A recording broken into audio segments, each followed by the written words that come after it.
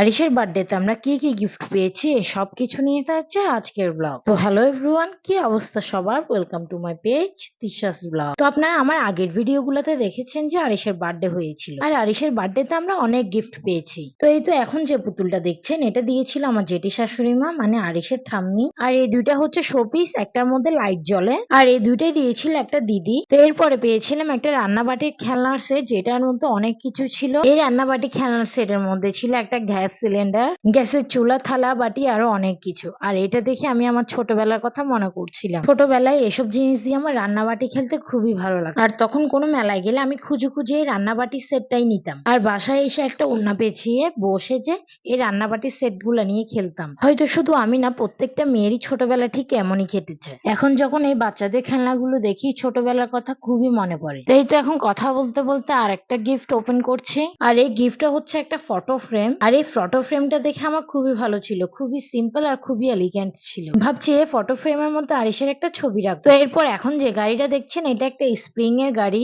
আর এই গাড়িটা দিয়েছিল মামুনিরা। আর এখন যে ছোট্ট চেয়ারটা দেখছেন আরিশকে বসিয়েছে, এটা দিয়েছিল আমার মাসি। আর এই গিফটটা পেয়ে আরিশের থেকেও আরিশের বাবা বেশি খুশি হয়েছিল, কারণ আরিশ এটাতে খুব সুন্দর করে বসে থাকে, একটুও বিরক্ত করে না। আর এই গিফটটা খুব ইউনিক ও বাচ্চাদের খুব কাজে আসে। আর বার্থডেতে যত গিফট পেয়েছি সবচেয়ে বেশি ইউজফুল জিনিস হচ্ছে এটাই। আর এখন যে গিফটটা দেখছেন এটা দিয়েছিল পাশের বাসার একটা দিদি। আর এই গাড়িতে না খুব সুন্দর লাইট জ্বলে, আমি আপনাদেরকে ভিডিও লাস্টে দেখাবো। আর এখন যে গাড়িটা দেখছেন এটা দিয়েছিল আমার দিদি আর আমার মা দুজনে মিলে। গাড়িটাতে কিন্তু আরিশ বসতে পারে কিন্তু চালাতে পারে না, তাই আরিশ বসতেও চায় না এই গাড়িতে। তবে এই গাড়িতে লাইট জ্বলে এবং গানও বাজে। হয়তো এটা আরিশের এখন কাজে আসছে না, কিন্তু পরে কাজে আসবে। তো এখন যে গিফটটা দেখাবো এটা আরিশের পাওয়া সবচেয়ে বেশি এক্সপেন্সিভ গিফট। আর এটা দিয়েছিল আরিশের জন্য আরিশের বাবার মালিক, মানে আরিশের বাবা যে ভাইয়াটার আন্ডারে কাজ করে, এটা দিয়েছিল উনি আরিশের জন্য। আর এটা একটা চার্জার।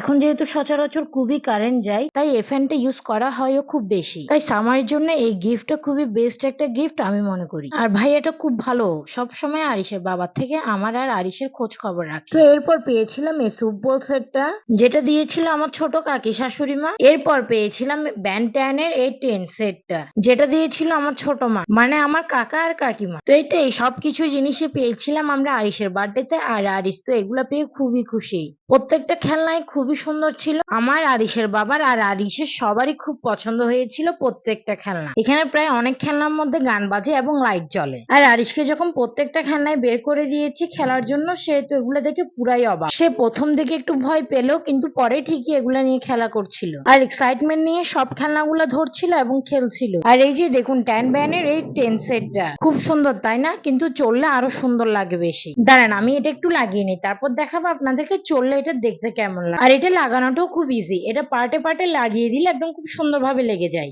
এই যে দেখুন কি সুন্দর করে ট্রেনটা চলছে। তো এই তো আজকের ভিডিও এটুকু, ভালো লাগলে অবশ্যই লাইক কমেন্ট শেয়ার করবেন।